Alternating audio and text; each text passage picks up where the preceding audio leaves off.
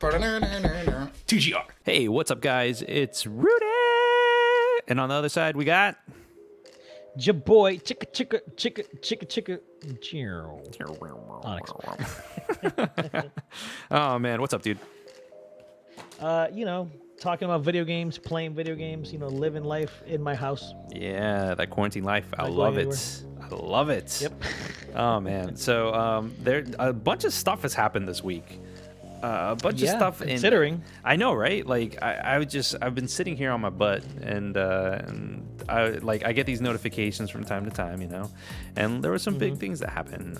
One of the biggest things that got me excited was Sony's like super sly reveal of the DualSense. DualSense, the PlayStation 5 remote controller, whatever you want to call it. Man, I wasn't expecting that when it came out, but there it was. Yeah, dude. Like, it was so just like off the cuff, just like, oh yeah, by the way, guys, here's this. Have fun, guys. And like they talk about like all the updates and everything like that. It just, I don't know, man. What do you think of it, by the way? Do you like the way it looks? Just looking at it, just looking at the design and everything, I personally dig it. I think assuming those are the default colors. Yeah, me too. I think it looks fine. It kind of looks like Wally a little bit.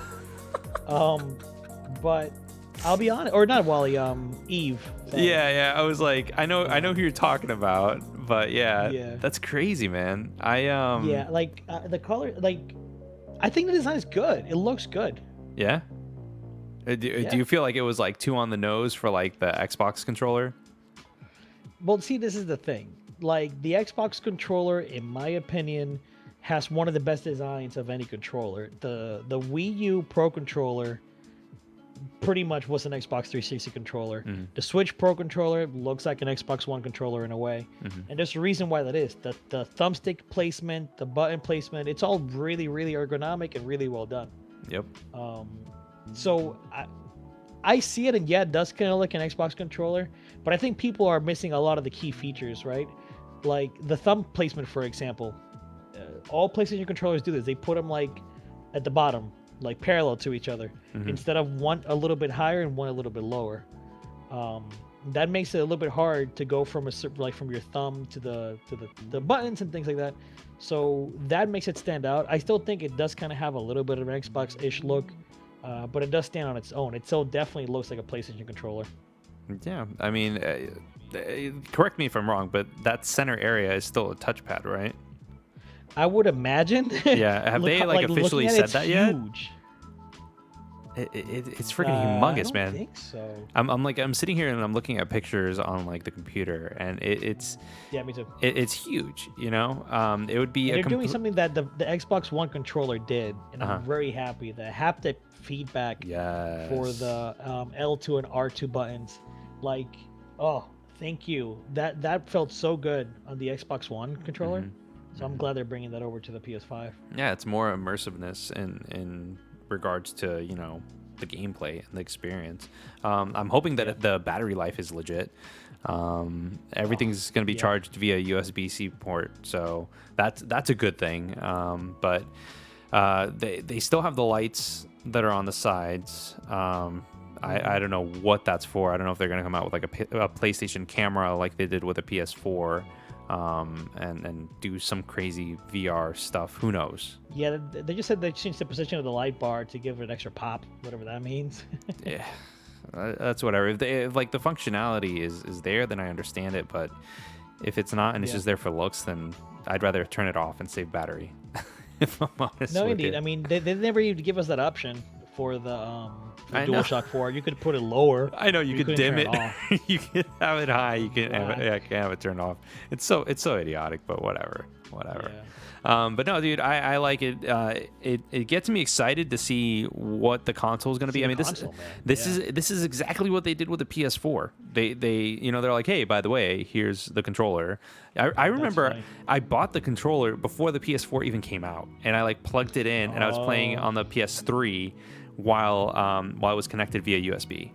That's funny. Yeah, dude, it was I'm not like a PlayStation, fanboy or anything, but I was like, hey, it's there. I know I'm gonna buy a PS4. Might as well just buy it now. When I have another controller, yeah. Yeah, because I know I'm gonna need two, so why not?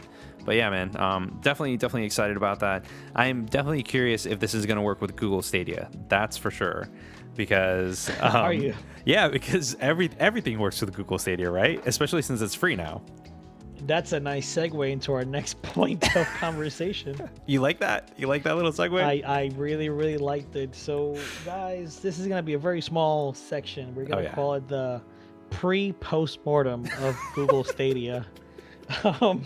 Because this platform released, what, a few months ago? Dude. Maybe? Yeah. Like 6 months ago? Like 6 months ago, man.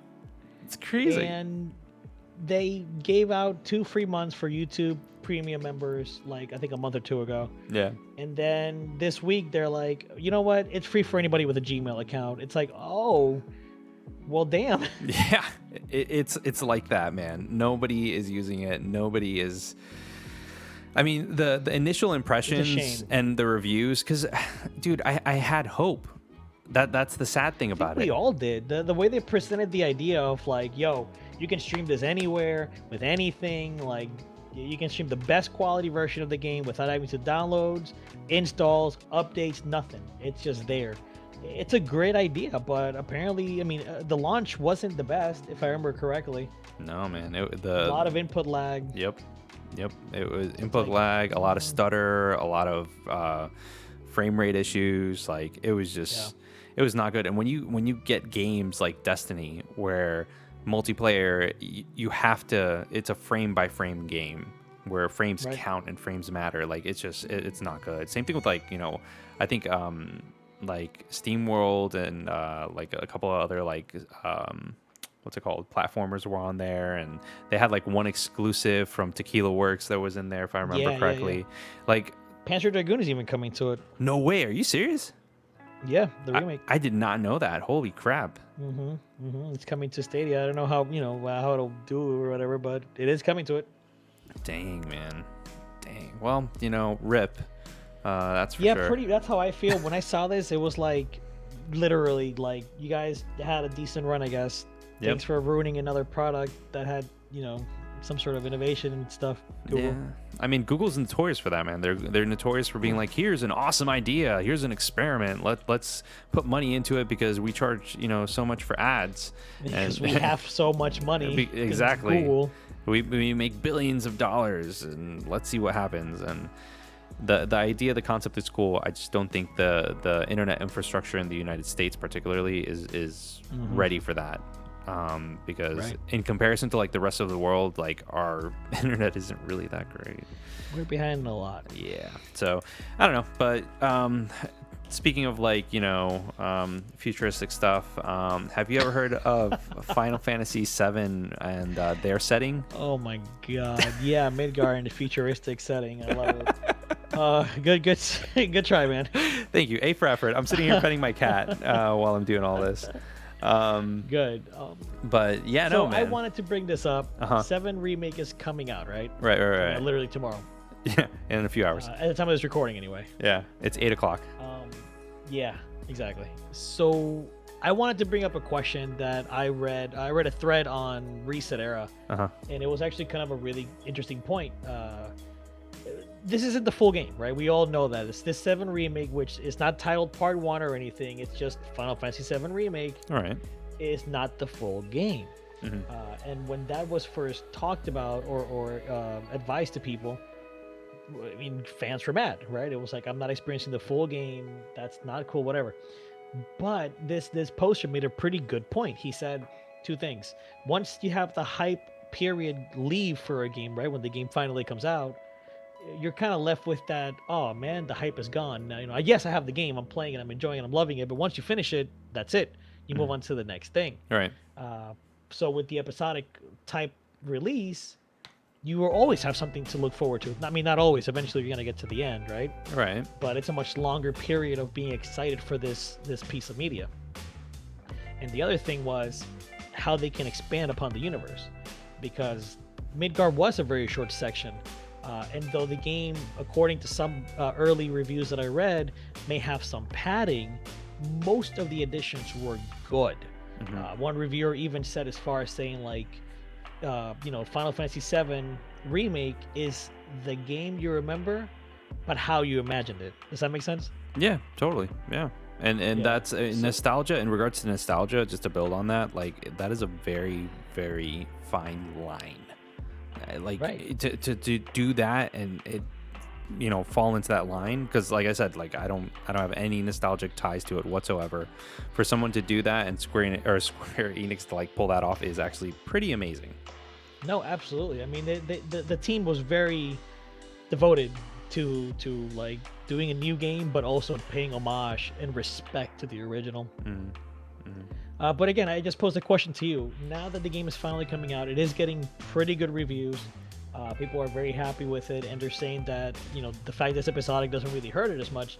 Do you think that it's a bad thing, or should they have taken a few more years to create the full remake? Dang, that's actually a very tough question. It is. Now, if let's say hypothetically speaking, Final Fantasy VIII got the same treatment. Do you remember how the first disc ends? Oh yeah. Yeah. So spoiler alert for everybody that's been out there and hasn't played Final Fantasy VIII yet. So Squall, he gets impaled by 3 icicles, or is it 2? I think don't it was know. 1. Was it 1? She shot at 3 of them. But Okay. She did like a Blizzaga or something. Yeah. What was her name? Not Ultimisha. Idea? Yeah. Idea, Sorceress right? Idea. Yeah. And she, did that, and that's the end of the first disc. Now, obviously, excuse me, obviously Midgar is only a portion of the first Even disc. shorter of that. Yeah, it's like before you even like finish and It's the first city you're in there. Like you don't even go to the overworld Exactly. until you leave Midgar. Exactly. So it's kind of like, anyways, what I'm saying is that, if the end of the first disc was the end of the first remake of that game, like, and that was the episodic nature of that game, I would yearn for more. That's the first thing. Secondly, I don't know how the first disc ends. I barely remember how Midgar ended in Final Fantasy VII because I just don't care enough for it. Hot take for people that, are Final Fantasy VII fans, I guess. But I don't know, man. Like, the episodic nature of it, like, you are essentially extending this cash cow across multiple releases, multiple titles. Yeah. I'm very curious to see how much money the initial release of the remake is going to make, because I know it's going to be a lot, but numbers wise, in comparison to 15 or even 13 when it came out, because I think 13 was the one that had the most hype. I'm curious. I personally don't care. I'm like, I'll get it. It'll be fine. If I get sucked into the hype, then so be it. But I don't know. I'm not 100% sure how I feel about it. I mean, how do you feel about it? I was kind of torn. At first, I was not happy about it, but I accepted it, right? Because they're saying like this is all we can do. So I'm like, all right, fine, whatever.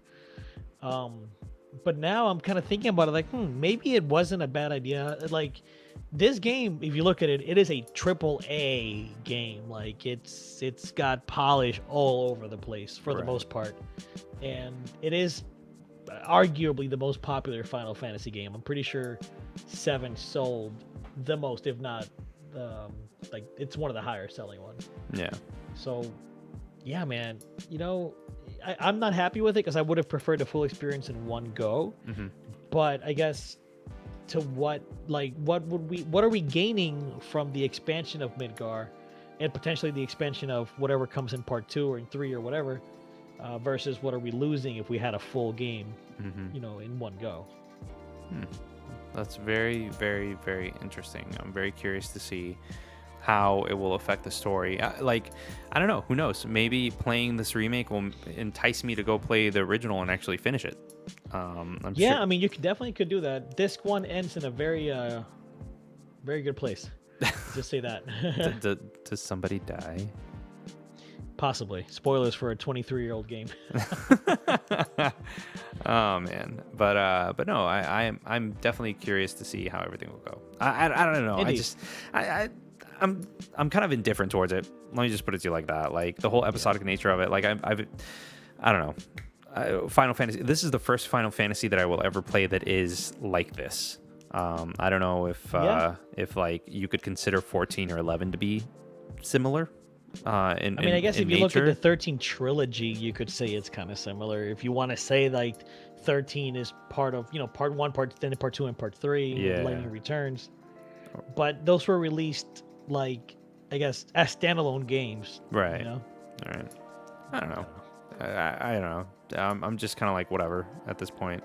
So we'll see. We'll see what happens. By the way, I am definitely curious to see what the highest selling Final Fantasy game is. I'm actually gonna Google it like right now because I'm very curious. Yeah.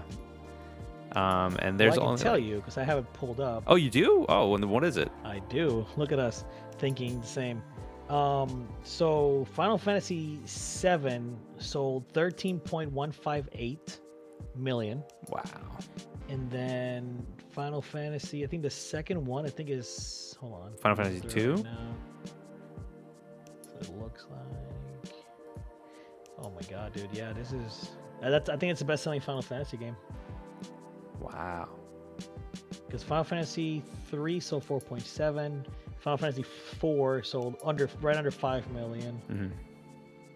Then 6 sold 3 million on the SNES. Is that like worldwide or just US? This is worldwide. Wow, that's crazy, man. Yeah, 7 sold 13.158.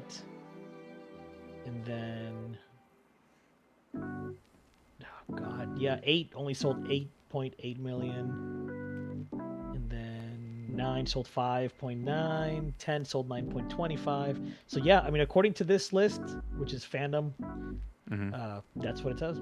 It's funny, like I'm sitting here and I'm looking at VG's charts, and like this is only for US, by the way, not worldwide. Yeah. The top number 1 selling game is Final Fantasy 15.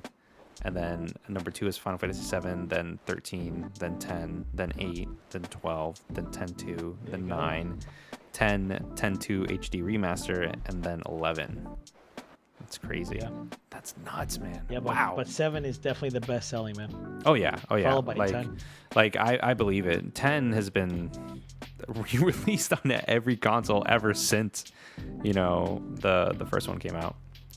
Or the first like rendition of it. So PS2, PS3. I think it came out on Vita, came out on Switch. Like they're all there. They're all there. So, PC, yeah.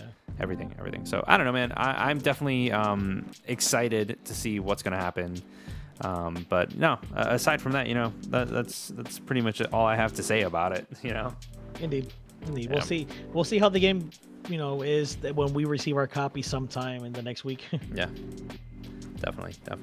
Well, anyways, guys, if you liked the video, give us a thumbs up. If you didn't, give us a thumbs down, the YouTube stuff, and like, comment, subscribe. Join us on Discord if you haven't already, because we talk about all sorts of stuff over there.